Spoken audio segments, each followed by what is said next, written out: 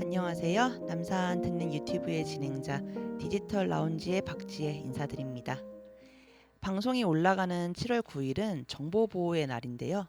공공기관에 집중되는 대규모 사이버 공격 등 인터넷 침해 사고가 빈번하게 발생하는 추세에 따라 정부에서는 정보보호의 중요성에 대한 국민의 인식 제고 및 정보통신 기술 관련 종사자들의 자긍심 고취를 위해 2012년부터 매년 7월을 정보보호의 달로 지정하고 7월 둘째 주 수요일을 정보보호의 날로 제정했습니다. 2009년 7월 해커에 의해 감염된 좀비 PC 11만 대가 공공기관을 비롯한 22개의 인터넷 사이트를 공격해 전산망이 마비되었던 7월 7일 디도스 공격에 대한 경각심을 일깨우자는 의미에서 7월에 선정했다고 하는데요.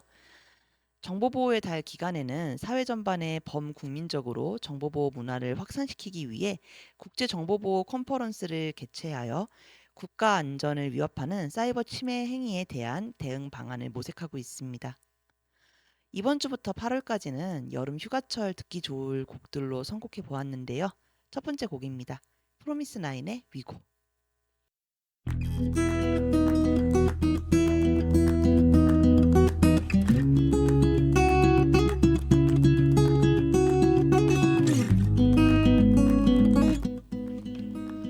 그러면 메인 코너 사서가 들려주는 책 이야기를 진행하도록 하겠습니다.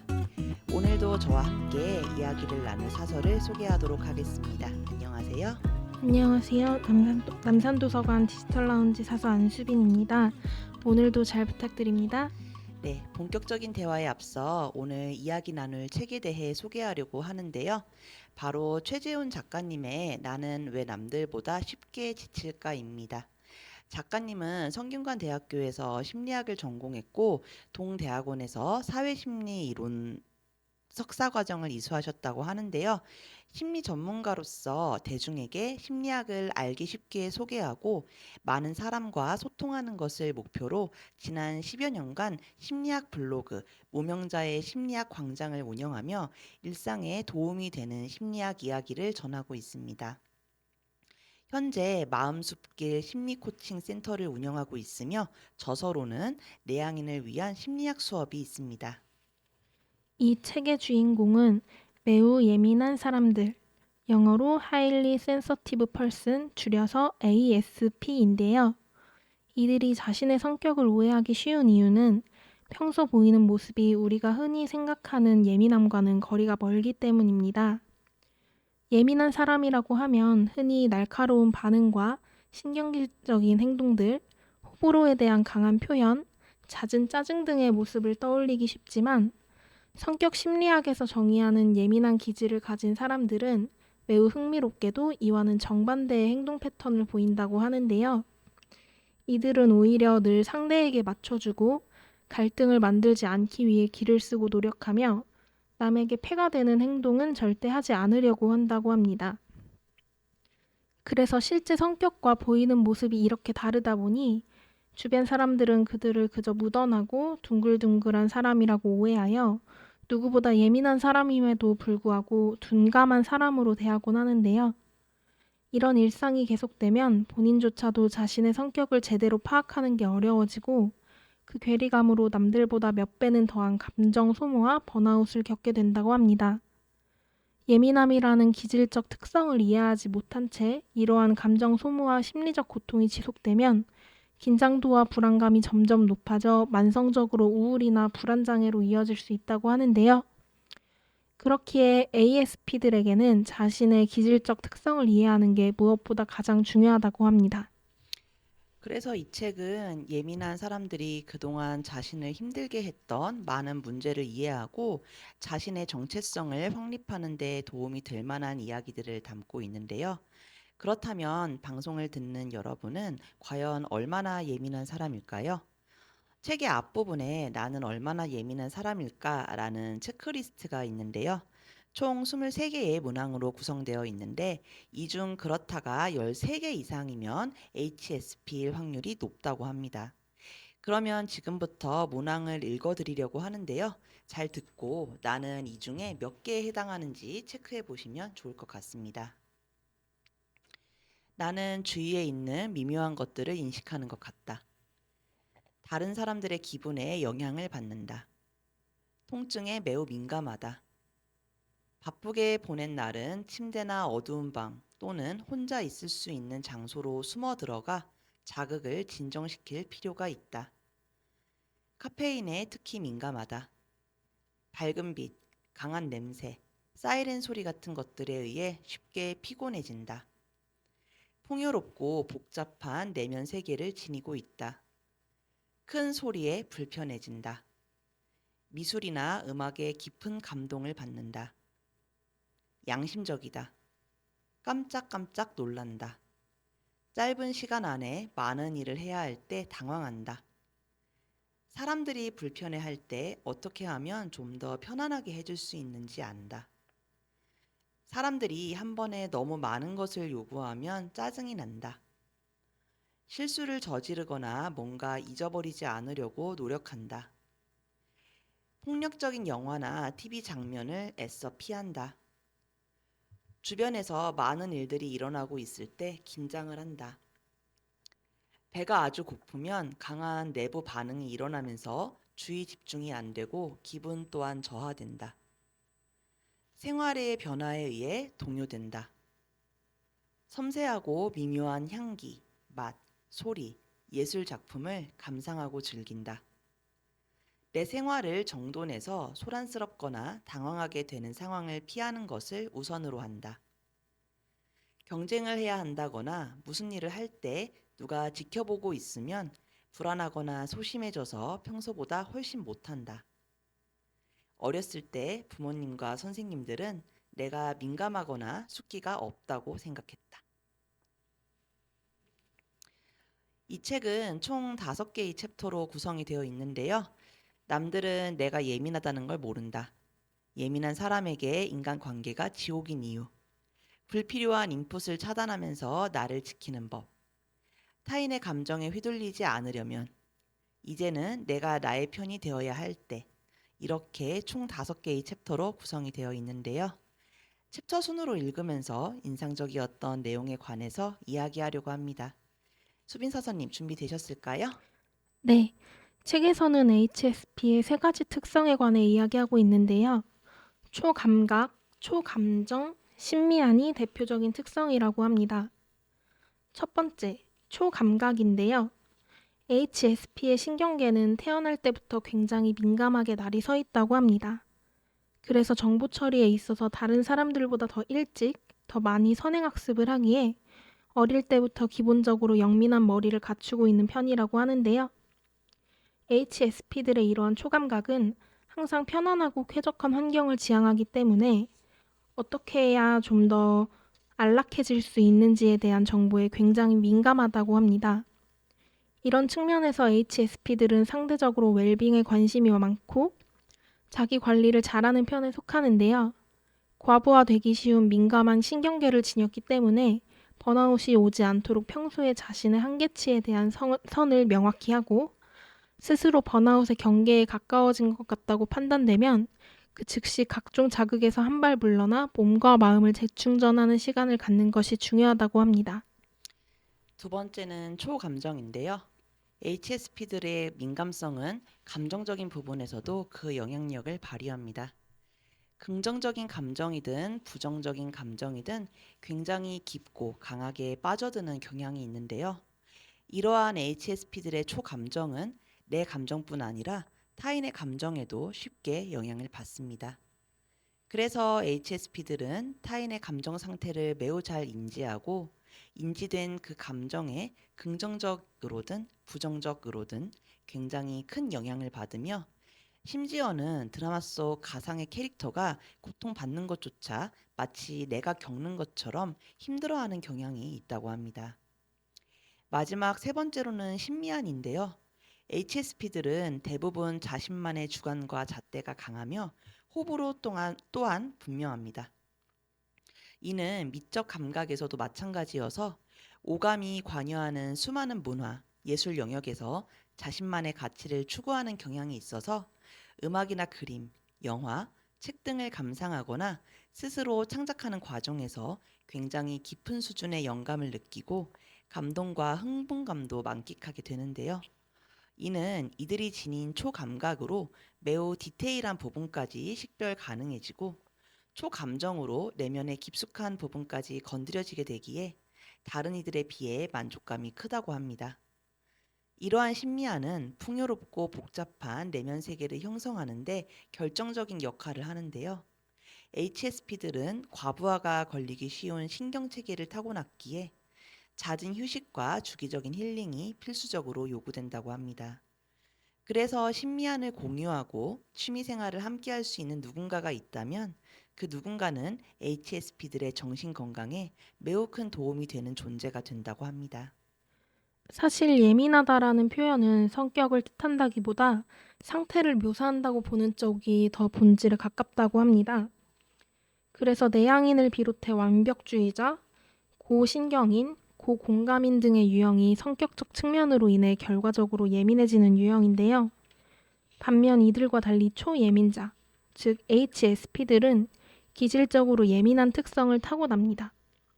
선천적으로 감각 처리 민감도가 높은 상태에서 태어나기 때문에 초감각, 초감정, 초예술성 같은 다른 내적 특성들이 발현되는 것인데요.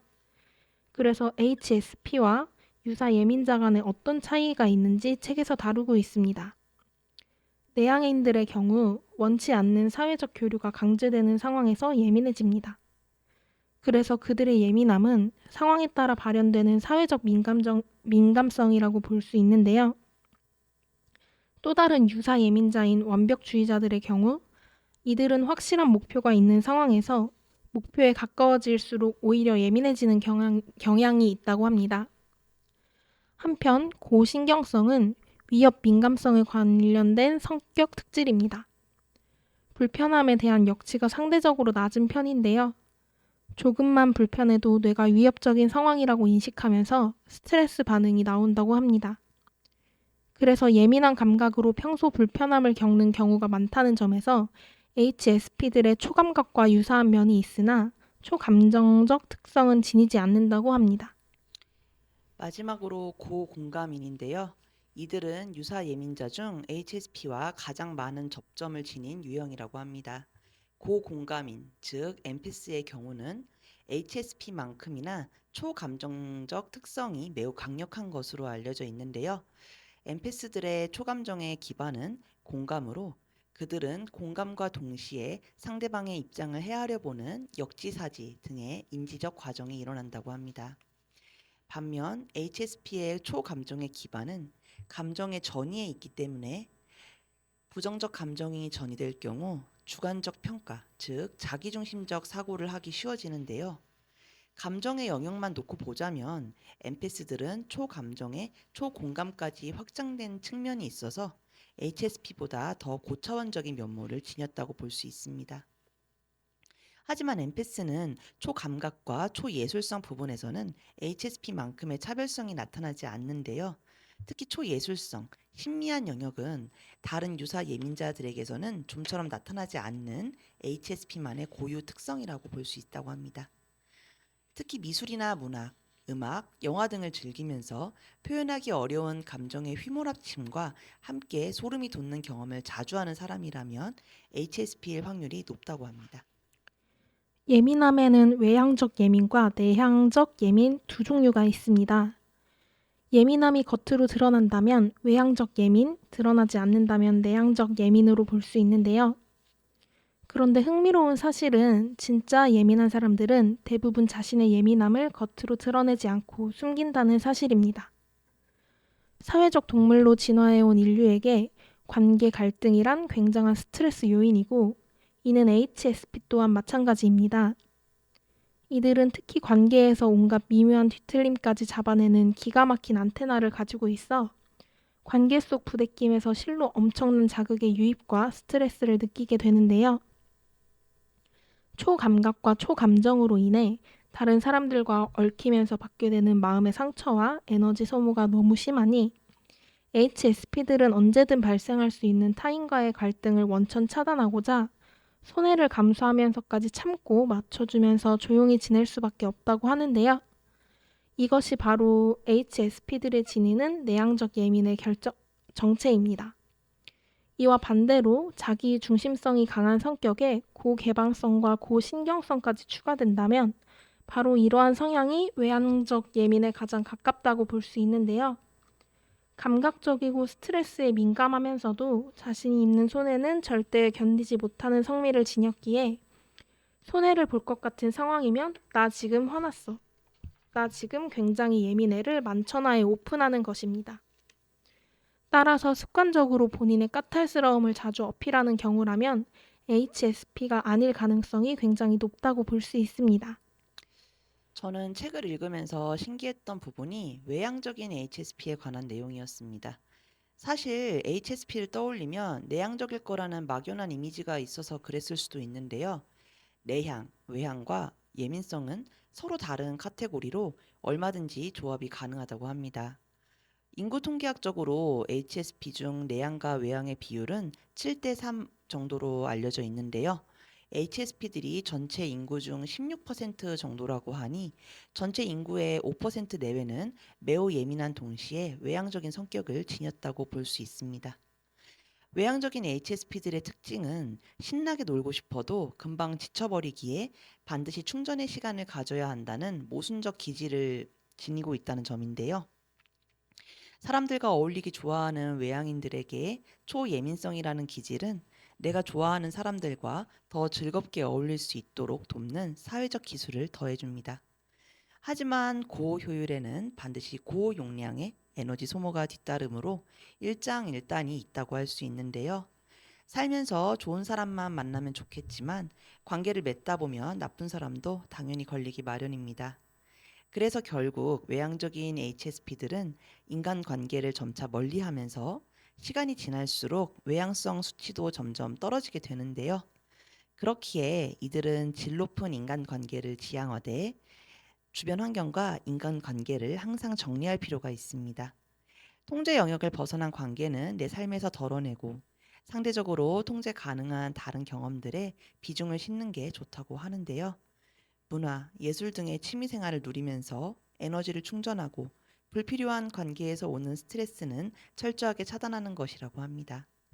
또한 주기적으로 혼자 있는 시간을 보내며 반드시 휴식을 취해야 한다고 하는데요. 선택적 관계와 풍성한 취미, 그리고 의무적 휴식. 이 세 가지만 기억한다면 외향적인 HSP의 삶의 질이 충분히 안정적으로 유지될 수 있다고 합니다. 심리학 용어 중에 점화 효과라는 게 있다고 하는데요. 이전 자극이 이후 자극에 영향을 미치는 것으로 이전에 겪었던 경험들이 이후 겪게 될 일들의 지각이나 해석에 영향을 미치는 현상을 의미합니다. 이러한 점화 효과는 잠재 의식 속에 자동 반사적으로 이루어지기 때문에 일평생 우리의 태도와 행동에 은밀하게 영향을 미치곤 하는데요. 점점 내가 보고자 하는 것만 보고 판단을 내리기 애매한 상황에서도 잠재 의식 속에서는 이미 점화된 방향으로 해석하기에 편향적 사고가 일어날 가능성이 커지게 된다고 하는데요. 결국 굴곡이 심하고 감정 소모가 많은 인생을 살아온 사람일수록 점화 효과로 인한 선입견의 강화로 인해 앞으로의 인생을 대비할 때 이전보다 더 예민하게 반응할 수밖에 없다고 합니다. 예민한 사람들이 그나마 둔감해지기 위해서는 우호적인 환경에서 불필요한 자극을 최대한 적게 받으며 사는 수밖에 없습니다. 그리고 모두가 같은 곳을 바라볼 필요도 없습니다. 각자 자신에게 맞는 삶의 방식은 따로 있습니다. 주도적인 나만의 인생을 추구하기 위해서는 남들처럼 살지 않아도 된다는 신념과 용기가 있어야 합니다. 그래서 작가님은 예민한 사람들에게 세상이 정한 기준에서 벗어나 자신만의 주관과 행복의 기준을 갖고 그 안에서 자유롭게 살아야 한다고 책을 통해 권장하고 있습니다. 그렇다면 예민한 사람들은 어떤 사람을 만나는 게 좋을까요? 가장 정석의 대답은 스스로 자신이 HSP라는 것을 자각하는 HSP들끼리 만나는 것이라고 합니다. 자신의 기질에 대해 잘 알고 있고 자기 돌봄에 능숙하기 때문에 다른 HSP들에 대해서도 잘 이해할 수 있기 때문입니다. 서로 코드가 잘 맞는 셈인데요. 하지만 만약 함께 대업을 꾸려나가야 하는, 이를테면 동업이나 부모가 되고자 하는 부부 사이라면 나와 잘 맞지 않더라도 긍정적이면서 둔감한 사람이 짝이 될 수 있다고 합니다.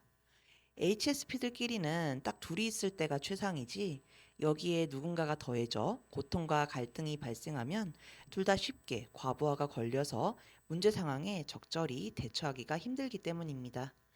그럴 때는 오히려 그 어떤 안 좋은 일이 있더라도 허허거리며 별 타격감 없이 받아주는 둔감한 사람들이 HSP들의 파트너로서 제격일 수 있다고 합니다.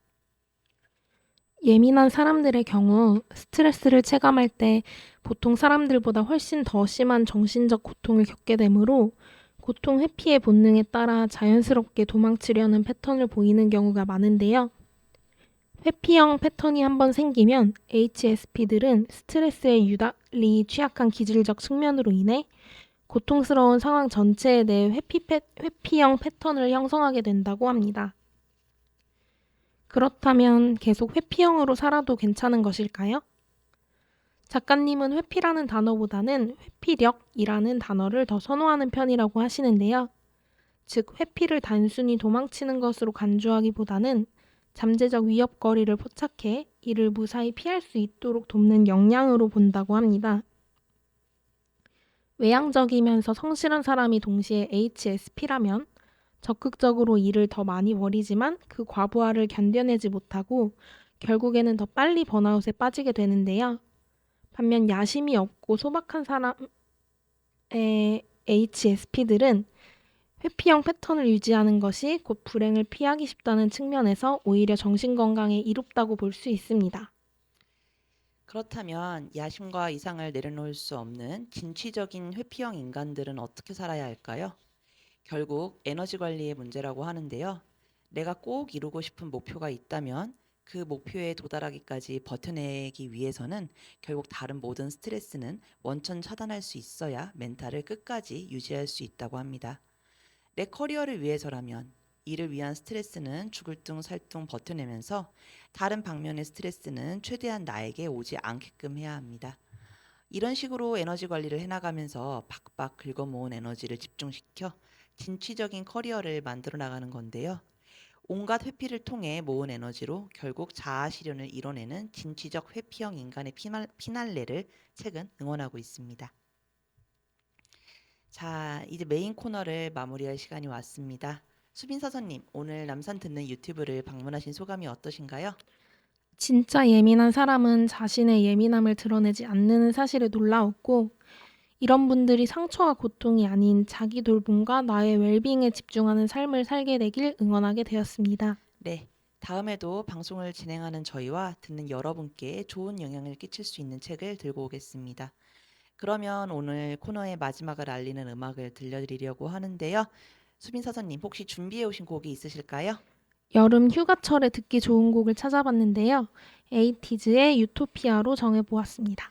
그러면 수빈 사서님이 선곡해 주신 에이티즈의 유토피아 들으면서 이번 코너 마치도록 하겠습니다. 감사합니다. 감사합니다.